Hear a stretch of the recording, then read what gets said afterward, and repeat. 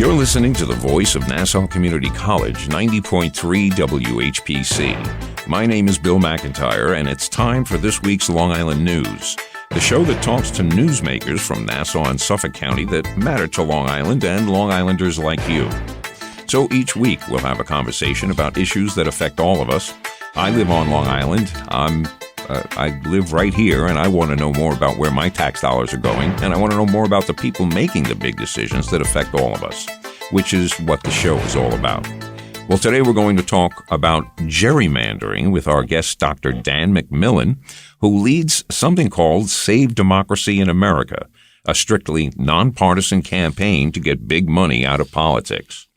And although most public support from campaign finance reform has come from Democratic politicians, Dan says that the Republicans also respond very favorably to his message. Well, Dan, welcome to this week's Long Island News. How are you? Well, thank you so much, Bill. Thank you for having me. Well, thanks for spending the time. Okay, so gerrymandering. Now, I did a little bit of reading about this, and this has been going on for over 200 years. That's right. The term actually comes, gerrymandering is basically a process whereby legislators choose the voters they want, as opposed to the voters choosing the politicians that they want. That is, this happens every 10 years after the United States Census, the 10-year census. Legislative districts at the state level and the House districts at the federal level are redrawn to ensure that every district has the same number of voters on the principle of one American, one vote of political equality.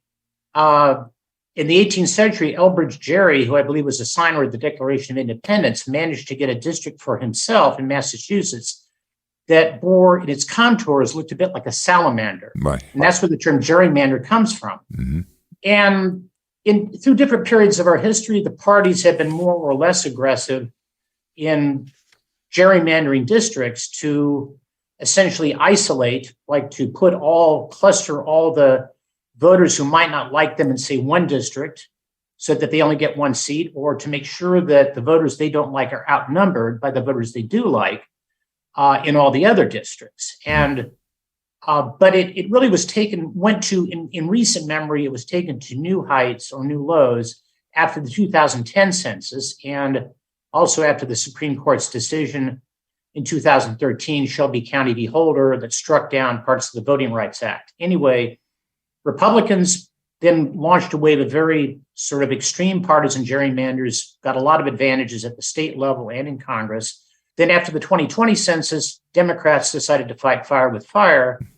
And now we have a situation, as reported by the New York Times in March of this year, it looks like the map this year will have about an equal number of Democratic-leaning and Republican-leaning districts. That is between 216 to 219 on each side. And there's only 435 districts. You need 218 for majority in the House. And it was so fascinating is that the author, Nate Cohn, who's a very smart analyst, whose work I respect at the time, he talked about how this was a fair map. And it was in the headline, a fair congressional map. And that, in a way, and I don't say this to indict Cohn, but it's symptomatic about how everyone who works in politics, politicians and media, have come to accept this. Mm-hmm. And yet this is so grossly unfair to all of us, because basically none of us have a choice in the election. In at least 85%, 376 out of the 435 districts, it's a foregone conclusion which party is going to take that seat in the House. So if you're a Democrat in a Republican dawn district, you don't, there's no point even showing up to the polls. Right. Ditto a Republican in a Democratic dawn district. And in a real sense, all voters in all these districts, we've all been disenfranchised because we don't get to choose between the parties. We might actually want to consider voting for the other party sometime. As unlikely as that seems today in this, angry, polarized climate we've got. And so, in effect, our politicians choose the voters they want to preserve their incumbency and to preserve an advantage for their party, instead of we, the people, choosing our representatives in Washington. Consequently, our representatives don't really represent us. They represent themselves. Right. And incumbents have about a 90% win rate in every House election Indeed, I think probably in the majority of House elections, there isn't really a serious challenger in any given election year. So, which then sort of brings us to the question, how did this become acceptable? I mean, in some ways, it's a kind of issue that gerrymandering, it seems kind of obscure. It can be sort of under the radar, maybe for media or voters. But I think what has happened here, and this is really comes to what I work on at Save Democracy in America, which is our sole mission is to build support among Americans of all parties and of no party for the Democracy Dollars campaign finance reform, which after about a dozen years of study, researching and writing a book about money and politics, I've settled upon this as by far the most promising path to getting some leverage on the money problem. And just briefly, it's one of the things that's wonderful about it is it's so straightforward. The biggest problem we've got is that the only people with any say in Washington anymore are high dollar campaign donors. A solution, which has been called Democracy Dollars, is to make us the donors. That is, the federal government would give every registered voter for every federal election cycle an online account of campaign cash. You can't take the money out and spend it for personal use. You go online and assign it to the party and the candidates you want to support. If you fund the system at the robust levels we're calling for, any competent candidate would be able to raise more than enough money from the voters for the kind of hyper expensive campaign that you need to be competitive these days. And that candidate's opponent is not going to have much excuse for taking money from big pharma, big oil, you name it. And in that way, put it another way, when they go to Washington, our politicians will continue to serve their donors like they're doing now. Mm-hmm. Only since we're the donors, they serve us. And then we get to have government by the people again, which, as I see it, we really have not had in this country for a very long time. That's true. But I think, no matter what system you replace the existing one with, we're still going to have the little thing they call bribery. And however it happens, sometimes it's right out in plain sight. And we just, we shake our head at it. Now it seems to be our system of government. People with big bucks, fund the people that they want and get the decisions that they want in Congress. That is absolutely right, Bill. I mean, effectively, our current system of campaign finance is legalized bribery. Yeah. If we change that to the point where, in effect, the voters we're paying the piper, so we call the tune, and politicians go back to representing us. Will that lead to an increase in illegal bribery under the table? Conceivably, that's a job for law enforcement. I can't predict it, but historically, outright bribery of legislators, I think that's very much the exception rather than the rule. I think people like that get caught. I hope so. I hope it's the exception, or are we missing it? I've always thought that campaigns should be publicly funded. Let's take a chunk of money, and it gets spread out evenly. Let's just say each candidate gets $3 million. Now, if you're the brightest and the best, you should be able to get elected on that $3 million because your opponent is not as smart as you. So he's not going to use his money as well. I mean, that was the idea. And then at least there would be a fixed number for what those – because what we're going through is ridiculous. When I think of how many services could be afforded to the people with the money you threw away on all those TV ads, that every time I see them on TV, I change the channel because I'm getting tired of hearing the same old, it's a shame. It just seems so wasteful. Well, it's not just that it's wasteful. It means that we don't get government that serves us. It means that, effectively what the situation has become now, just to look at the numbers, it's hard to see how you can mount a viable campaign for the House with under $3 million in the kitty. Right. I think the minimum asking price for a seat in the Senate is 10 million. Campaigns of 50 million are run of the mill. In those two runoff races in Georgia in 2020 that were won by the two Democrats, Ossoff and Warnock, the total amount spent by all sides in that campaign was 440 million. It's a cool billion to run for the White House. Where does this money come from? It doesn't come from you and me. It comes from the kind of people who can write checks for $250,000, $500,000, $1 million, and so on. Right. And just to be clear, we're not saying that these big donors or the politicians who take the money are evil people. I don't think that at all. I mean, some are obviously, but the great bulk of them, they're doing what they have to do. Right. You're a wealthy Republican. You don't write fat checks to Democratic politicians. You know that Democratic donors are going to control the government and vice versa. If you're a politician, fundraising is part of the job. And increasingly, unfortunately, because the cost of these campaigns has skyrocketed, especially in the last 10 years, fundraising is now the number one part of the job. If you fail at that, you don't get the rest of the job. Yeah, well, it's true. Cease to be a politician. So as we see it, the problem is not the people in our political system. The problem is the money. And there's a very hopeful and unifying message here because, the country is so bitterly divided now. And part of my argument also is, and this is that the big money in a lot of ways is stoking the fires of this partisan anger. It's dividing us. And I'll get to that in a second. But an essential part of our message is our fellow Americans are not the enemy. The money and only the money is the enemy. And it's the enemy of us all. And because it's the enemy of us all, there's no reason why we shouldn't be able to band together and defeat it. Will democracy dollars completely overcome the money? Probably not. But it's a mighty step in the right direction. And it gives candidates who want to serve the people, it levels the playing field. It gives them access to a big pot of money. Let me circle back to something you said before. You said, wouldn't it be good if we could just have public financing and a set amount for every candidate? Well, democracy dollars is a public financing mechanism, but the allocation of the money is controlled by each individual voter rather than by, say, bureaucrats in Washington doling it out to some formula that incumbents might rig to preserve their incumbency. And the other thing about the system you propose, which is very sensible, but the Supreme Court won't let us do it.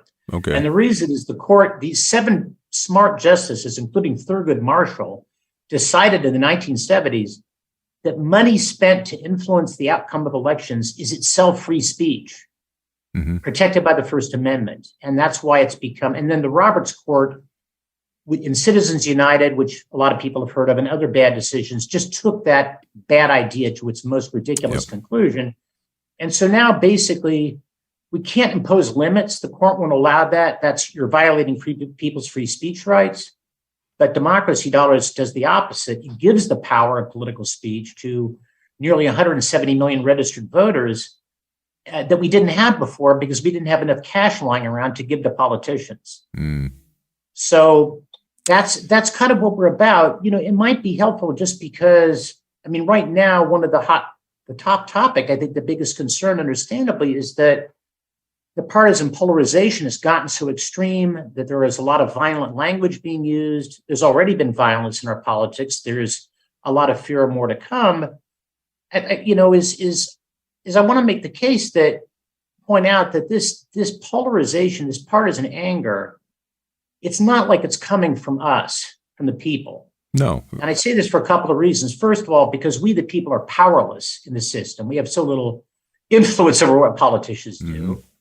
But also, it's the partisan polarization has been building for decades, but it kind of went off the charts 6, 8 years ago, 10 years ago in some ways, even 12 with the Tea Party wave. It didn't happen because we all woke up one morning and said to ourselves, I feel dissatisfied with my life and unfulfilled because I don't have enough anger. And I need to get on the stick here. I don't have enough hostility. I need to get on the stick here and find somebody to hate. I argue instead that the money does a lot to feed the polarization and the anger for a few different reasons. For one, because one of the ways the big money has always stayed on top in the history of our country in many periods is divide and conquer. That's classic. And in a way that is, and it's not a conspiracy, it's not a calculated strategy, but more and more in recent years, and it's really escalated in recent years, just to make it more concrete, a typical Republican message is to middle class and working class American voters is, your problem is not the Wall Street firms who paid for my last campaign will pay for my future campaigns and who crashed the economy, so you lost your house. Your problem is lazy black people sponging off government benefits. Your problem is immigrants who want to take your job. Your problem is big city liberals who want to send the FBI to your house at 2 a.m. to take your guns away. And the Democratic message is, your problem is not these Wall Street firms who crash the economy and pay for my campaigns. Your problem is the racist gun-toting redneck who automatically hates you because of the color of your skin, who doesn't care if your child gets slaughtered in a school shooting because all he cares about is his guns, who wants to ram his Christian beliefs down your throat. And I'm not saying that gun control, immigration, abortion are not important issues. They are, but both parties really use these issues and poke at these issues and inflame these issues. Right. I think, though, that, like you said, big money is what stokes these things. This is for fundraising. You get a lot more out of an angry population that thinks you can do something about the thing they've determined is the problem with the country. Than when people are serene and happy. They're not really going to take money out of their wallet to let you go bump somebody on the head. They're not looking to hurt anybody. But I think that it's simply fundraising. What happens with that anger? They don't care. Those are all the unintended consequences that they don't have to deal with. But we got our money. Look, we've got a disgraced former president who is still fundraising for a political campaign. It's all of this zaniness that we see which is, I think, the exact reason why gerrymandering still exists. It's the elephant in the room, but we're all so used to it. Well, it's always the way we've done it. How many times do we answer problems like, well, we've always done it this way. So, yes. Okay. Well, let's just keep doing it that way. But I see this as it's pure fundraising. Absolutely. It's angry, but another way of connecting this to the money. I hate to say, I know I sound like a stuck record, but I really have become convinced that this is the strategic point at where we kind of can get a lot of benefit from making changes. The other reason, the way the money has stoked the anger, is that because they are shackled by all the promises they make to all their donors and censor themselves, not say things that might offend donors.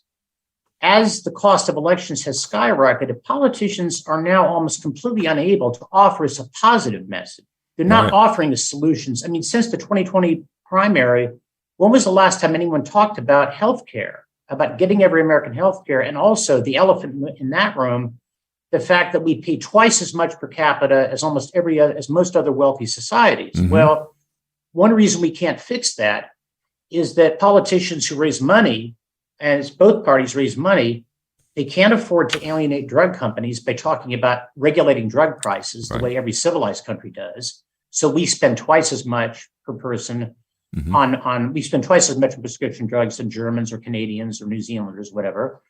We've got these health insurance companies that are micromanaging doctors, driving good people out of the medical profession, finding excuses to deny coverage. 500,000 American families get driven into bankruptcy by medical expenses every year. The cost of malpractice insurance, and also the defensive medicine, all the tests doctors order to protect themselves against malpractice, that adds, by one estimate I saw, $55 billion a year. Well, you can't alienate them. They are big donors too. Yeah, right. And that's just one example of hundreds. And in a way, this has been taken to the ultimate extreme in the 2020 elections. Since then, the messaging of both major parties has been overwhelmingly negative because they're so shackled by their donors and all that and sort of all the things they can't say that might annoy donors. Right. They really don't have that much of a positive program. And the country's got so many problems, a lot of which we don't even talk about. So all they've got left is keeping their own voters in line by fostering hostility toward the other side. I think you nailed it. Stereotyping the other side. Yeah, I think you nailed it. In the 2020 election, the top line message of both parties was identical. If the other guys lose, the world comes to an end. And that to me is, I'm an historian. This is the first time I've seen in history where a ruling class has so openly admitted its own failure and bankruptcy. Right. It's saying, we have nothing to offer you. Just 1 minute to remind my listening audience that we're talking with Dan McMillan from Save Democracy in America, a strictly nonpartisan campaign to get big money out of politics. Go ahead, Dan. I'm sorry. I just wanted to a station ID. No, I did, but actually, maybe if I could give people the website URL. Sure, do it. So it's savedemocracyinamerica.org, savedemocracyinamerica.org. And I would just ask you if what I say makes sense to you, please visit our website. And if our arguments are persuasive, there's some videos, there's some FAQs and so on. If you could talk to your friends about it, because ultimately a positive message about this democracy dollars reform that we're trying to promote means so much more coming from you than it could ever come from me, because everyone in this audience doesn't know me from Adam. But if a friend of yours hears this question from someone they respect and trust, if you just look at it and say, I think this democracy dollars idea has got some merit, check it out. Right. That really moves the ball down the field for us. And I guess the other thing I would say is that, we have a message of hope and of unity. Every other message I know in American politics is one of anger, of mistrust, and of fear. And Bill, you rightly observed that for fundraising, these negative messages are effective, but I tell you, they are nowhere near as effective as a message of hope. We just haven't seen a message of hope in a long time. We've forgotten how good it is. Yeah. But, as we know, and as Dr. King proved this and many others, fear and hatred and anger never made anyone happy. Love makes everyone happy. Yeah. And ours is a message fundamentally that, for all our differences, we're all Americans. We all believe in government by the people. And, this is, yes, we've betrayed that ideal countless times. We fall short of it countless times. Right now, we're falling massively short because big money has stolen our say in how we are governed. Yeah. But that doesn't mean we can't get it back. And this is, in that sense, to me, as I see it, every American is a patriot, even Americans who are disillusioned by the language of patriotism because of the Iraq War, the Vietnam War, or racism at home. And I get that. But the fact is, the ideals that this country stands for are as noble as can be. They're not about a better life just for Americans. They're about a better life for all human beings. And there have been periods in our history, like the Civil Rights Movement, when Americans of both parties rallied to the message from Dr. King, from JFK, this country stands for freedom, equality. Segregation is un-American. Yeah. Not letting Black people vote in the South is un-American. We want to do a better job of being the great country that we can be. And that's kind of what we're trying to do. We're trying to help Americans come together across the party lines. And as Dr. King said, rise up and live out the true meaning of this nation's creed. We hold these truths to be self-evident, that all men are created equal. I think if we can just come back to the recognition that, we're all Americans, we still share this fundamental belief in democracy that makes us Americans and that makes us a country unlike any other, because for all our faults, we have been in our history the world's foremost champion of freedom. Yeah, and the idea of an ideal is to attempt to reach that target. The fact that you never do is irrelevant. It's that you it's the definition of an ideal. It's that you keep thank trying. You for that. You keep trying. I've been shaking my head for a long time now, thinking about, here we are in America, a country that seems to hate immigrants. And we're made of immigrants. When people ask you, what does an American look like? You can honestly say, I don't know. There's so many different versions. Take your pick, because they could be from any country on the planet. That's the whole point. We toured Japan. I went to Japan. And you want to talk about a homogenous society. Yeah. And it's a different deal. We are definitely dealing with, people come from other cultures, and those cultures mix. Some of them clash. We got to figure out how to make this soup that is all the ingredients that America is, make it tasty for everybody and nutritious, And I think most Americans want that. I've seen polls where even a majority of Republicans favor a path to citizenship for a large number of the people who are here illegally. Mm-hmm. They do want more border enforcement. Sometimes I feel like the two parties milk the immigration issue again for its divisiveness and for its divide and conquer utility, because really it seems to me we need both. We're facing what could be a tidal wave of climate change refugees that we can't take in. So we need border enforcement. But we also need a path to citizenship. And I think any Democrat who tells their constituents, we can get you citizenship without money for border enforcement, is being dishonest. And any Republican who tells their constituents, I can get you a wall on the border without giving citizenship to people who've been here and that we need for our economy, is also being dishonest. Yeah. And it's one of those issues that it seems to me a grand bargain would have been achieved years ago if our political system hadn't been destroyed by money. Right. But now this divisiveness is continuing for the same reason. They want more money. That's right. And the angry messages are good for fundraising. There's no doubt about it. Yep. And I think it ends there. As far as a benefit for anyone, fundraising but then you got a lot of angry people walking around the country. And, I heard a comedian say it, and I've repeated this a couple of times because it really makes sense to me. In the past, we've had our dichotomies. We've had the black-white issue. We've had now what we have is an atmosphere. It's either truth or it's a lie. Yeah. And we all have to decide which side we're going to come up on, because it is, it's a moment for America. It is. Very sadly. The analogy I think of, they're talking, the Queen passed away yesterday, and they're talking about whether the monarchy will survive because people, been a long time, it's our tax money. But someone commented and said, well, they may save some money by getting rid of the monarchy, but they're going to sell their soul. Interesting. Yeah. If they do that. America needs to get back. We need a vision. We need to all be looking at the same thing, not the other guy's the bad guy. But the beauty of the situation is, Bill, the vision is there. It's right in front of our face. Bingo. It's the ideals that the country has always stood for. And we the people, even though our politicians have forgotten that America stands for government by the people, that doesn't mean we have to forget. And I think most Americans have not forgotten. Yeah. And part of my job is I'm just trying to help remind all of us, this is a special country. We stand for these ideals. These ideals are great. Let's work. This is a chance to take our government back and live up to our ideals the way we've always wanted to do. I think that's a message that almost every American can get on board with. Let's at least give it a shot, right? I mean, there's no harm in trying. There you go. Exactly.